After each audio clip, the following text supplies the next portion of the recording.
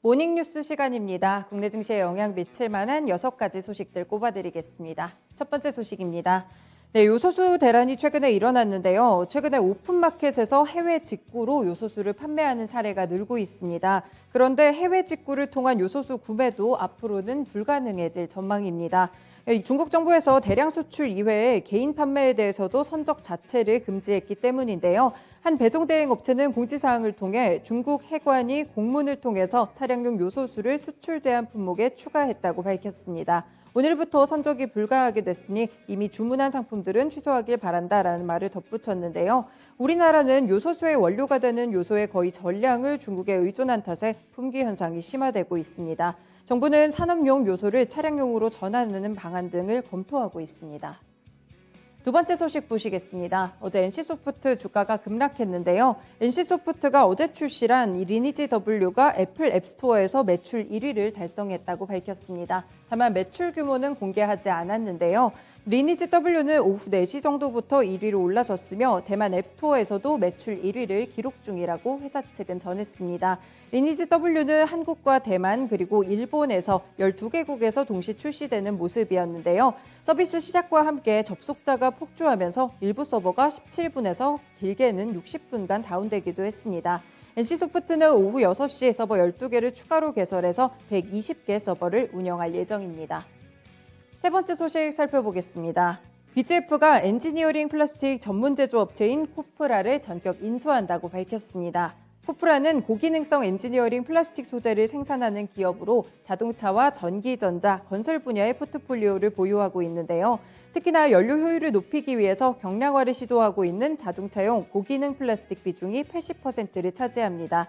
BGF가 총 2,500억 원을 투입하게 됐는데요. 지난 2017년 지주사 체제로 전환한 이후에는 역대 최대 규모의 투자입니다. BGF는 높은 성장 잠재력은 물론 기존 사업과의 시너지 창출 측면에서 코프라가 유명한 투자처라고 판단했다고 밝혔습니다.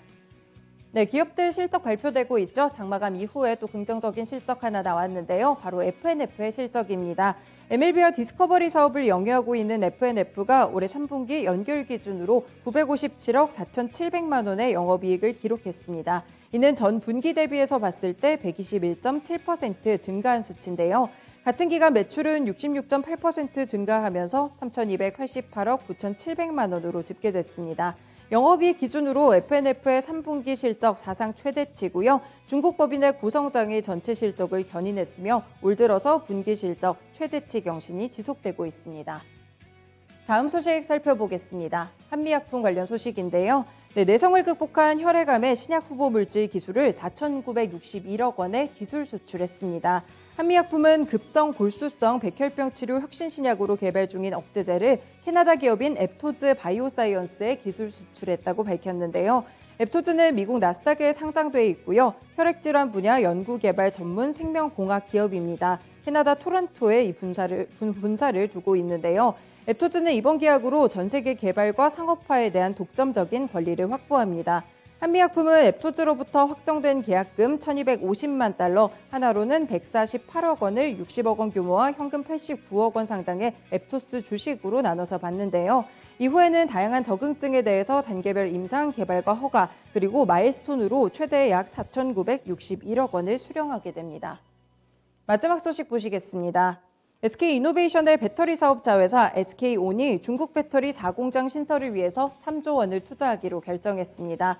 SK온은 최근 장쑤성 옌청시와 SK온 중국 배터리 4공장 신설을 위한 투자 협약을 체결했는데요. 총 투자 규모는 25억 3천만 달러로 하나로는 3조 원 규모입니다. SK온은 현재 중국 창저우와 옌청 그리고 후이저우 등 3곳에서 전기차용 배터리 공장을 가동 중인데요. 옌청에 추가로 들어서는 신규 배터리 공장은 중국 기업과 합작 형태가 아닌 독자적으로 운영될 것으로 알려지고 있습니다. 네, 이렇게 6가지 소식들 살펴드렸습니다. 모닝뉴스 시간이었습니다.